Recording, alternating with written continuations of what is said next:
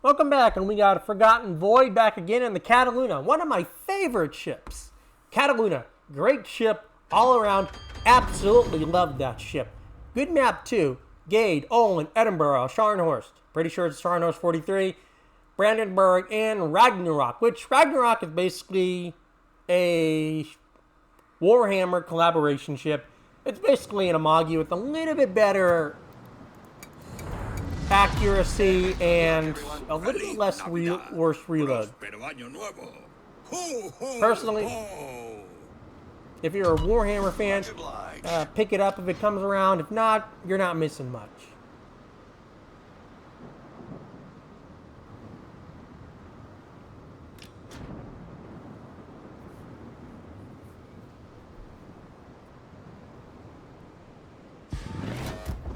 Awaiting instructions.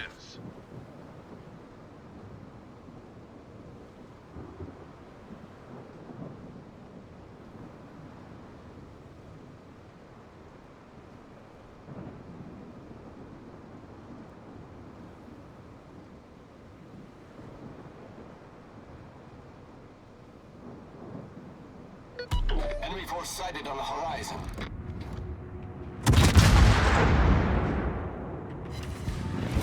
Now, the reason you did see it start out with that long reload is because the Spanish cruisers take into account the funny button being active when they are first, loading the game. After that, they get a pretty decent reload. Even without top grade gunner like he is running, it's still a very good reload. It's a very fast ship. I think it's a great ship. Oh, he does get it without the funny button. He should reload though before the cruiser spawn. I hope, because that's really good damage right there.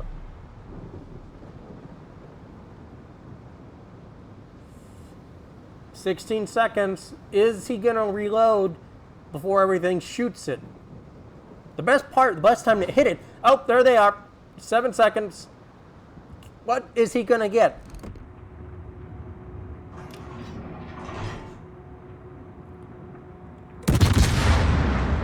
Shots him down. A little bit of ping damage there. Nothing major. Oh! Oh! So close to a death strike. 6 citadels. That was about 30,000 right there. 35,000, 30,000, somewhere around in there. We'll check the after report, honestly. But I would imagine that was at least 35K.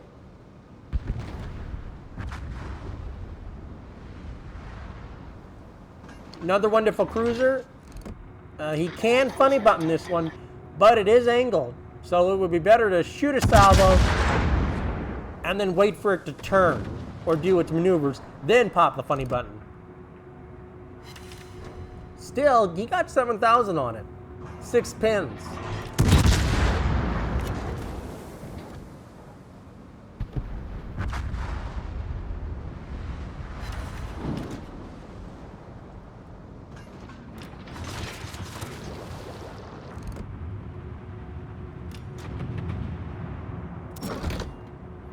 There's the funny button. Shells look good. 2 citadels, and oh, snap. Doesn't get it, but he's still at 74K. That's still really decent. Now, I would like to point out that the only ships in the port are technically Brandenburg and Gade. Specifically the Gade. Now, there's still 4 DDs unaccounted for. It's like every teammate went north. Now, that can be a good thing, and that can be a bad thing.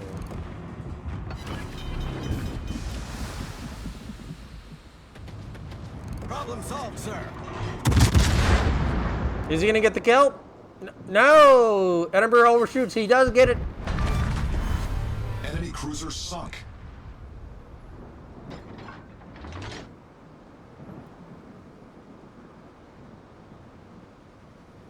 I mean, literally, the only ones that are technically in the port are the Gate and the Brandenburg. And the Brandenburg's going in way too deep. He could come up at least to the G line, the G and the F line, and he'd be fine, honestly. 4 DDs out there.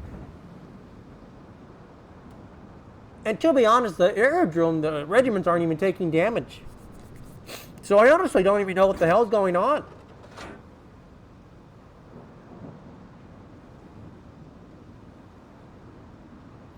To be honest, if this was my game, normally they'd already be dead and we'd have lost the map.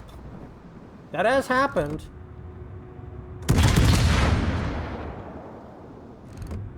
There's Serbuki. Where are the other 3?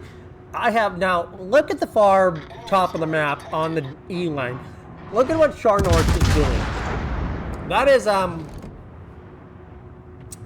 gutsy, and honestly, it's going to be very stupidity. He's not going to survive that, by far.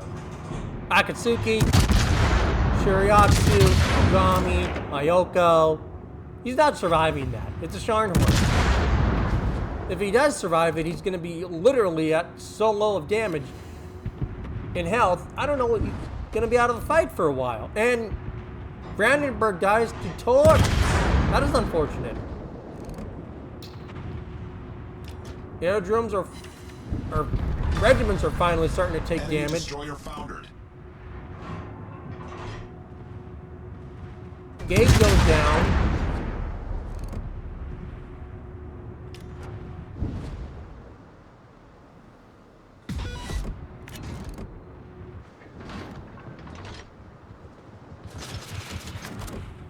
They do save the regiments, though.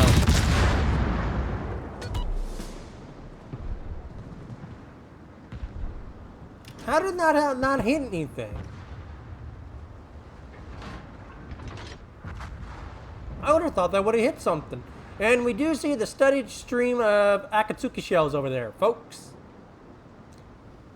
Unfortunately, we do... And there goes the Scharnhorst. I knew he would die. I knew it. I knew he would die.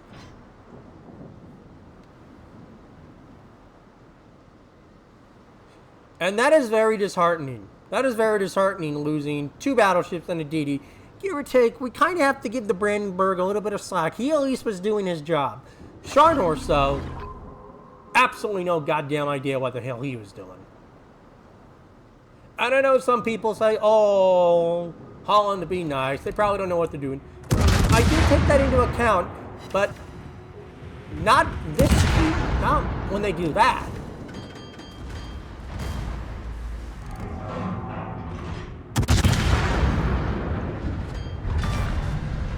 Enemy destroyer blown up. Personally, I think they should put the ZOWs back in to discourage people from that. Because when it used to be the old Tier A Cherry Blossom, the Fletchers would shoot, they drop torps, they do actually good stuff, and kill a lot of stuff. Now they don't do jack, they're just cannon fodder. And there were 3 ZOWs there if you went up early. And that would discourage people from going up early because there were 3 ZOWs.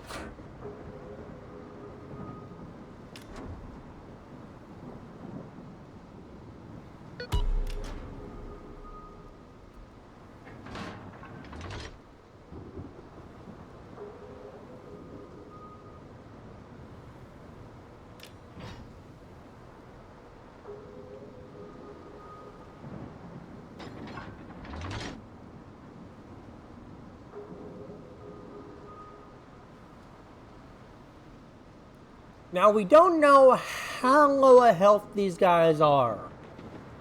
We don't. We don't know if the Scharnhorst did a pretty good number to him or not. We know it did a number to him. Again, and I would... Here's my personal advice if you're going to do this. If you're going to charge in like that, that island at... Oh, I'm trying to see through all the stuff. C3. The island at C3. If you're going to go there, if you're going to go in early, you got to go to that island. And you've got to make yourself as small of a target as possible. Now, I would personally recommend being a ship with AA because, again, all these planes, you want to have some AA cover. Now, let's be honest. The vast majority of players, especially operations players, cannot pull that off. It's only the people that actually know the ops can pull it off. Like Void, Patriot. Basically anyone that knows the op can pull it off. And knows it thoroughly. Knows what they will be facing. And knows how to mitigate the damage. Turning out and going in there and turning out is by far the worst thing you can do. Torpedoes, direct front.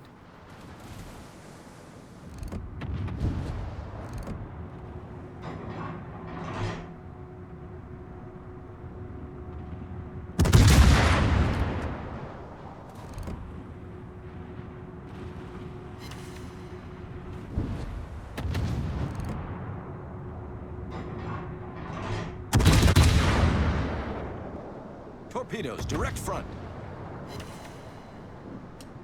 No dice. Funny button.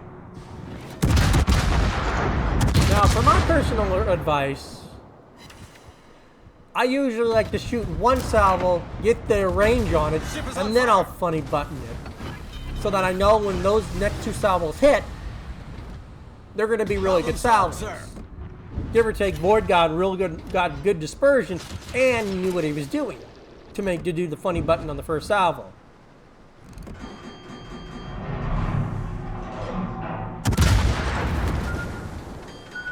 Oh, yeah. There's no way. Wait, can he squeeze by it? Oh, barely squeezes by it. I honestly thought he would take a torp.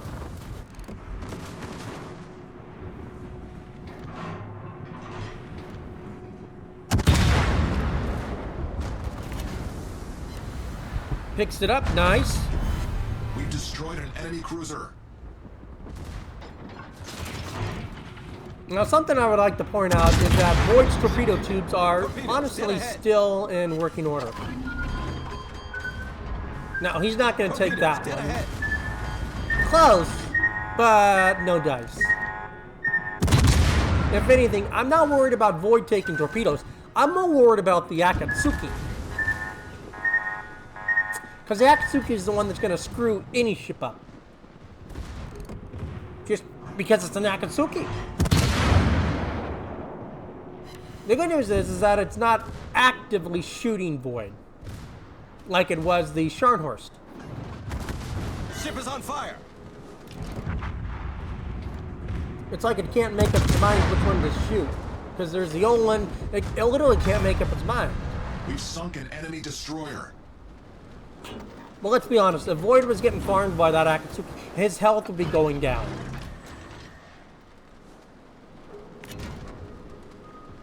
He should be able to make a drive-by on it.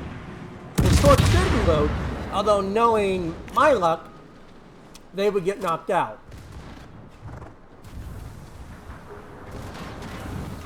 I mean, he's gonna have to go for probably the drive-by. I think the Olin might get a good hit there. He's gonna have to shoot. Oh, he does get it. Just before the torps get it. A little bit dirty there. A little bit dirty. But to be honest, I've done the exact same thing. If you're a good player and you know how to manipulate this whole side and push it in like this, let's be honest. You're just going to steal the damage from everybody. Oh, that torp does hit. Enemy destroyer sunk.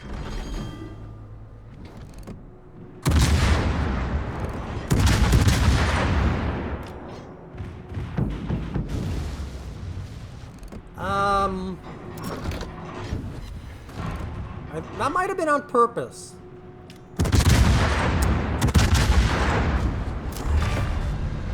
And the reason I can honestly say that is because he did take that Aoba kill just before those torps were about to hit.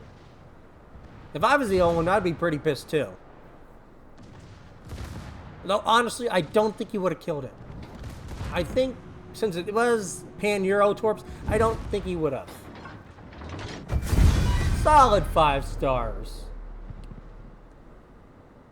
Which is considering that they lost 3 players before even going in. So, major contribution, well, very well earned, assistant, and a C-star. 245k, that's actually really decent. 1800 base, or not base, but free XP, a heck of a load of ship XP, so he's probably grinding the ship. Honestly, I have never seen a number that huge before. I've never seen one that huge. So, 65k, I've never seen a number like that.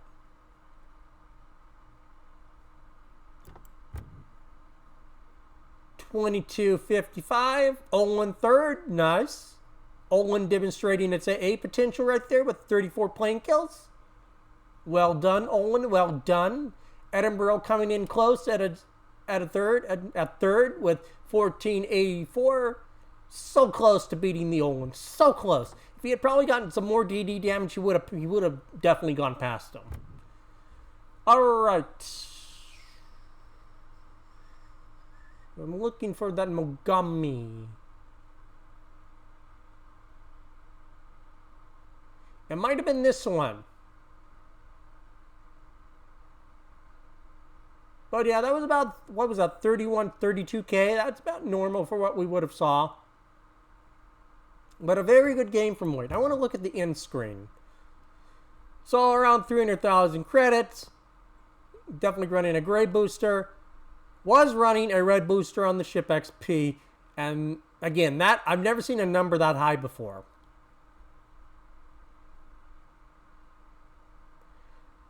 Was running a gray booster. Decent amount of little commander XP. Not bad.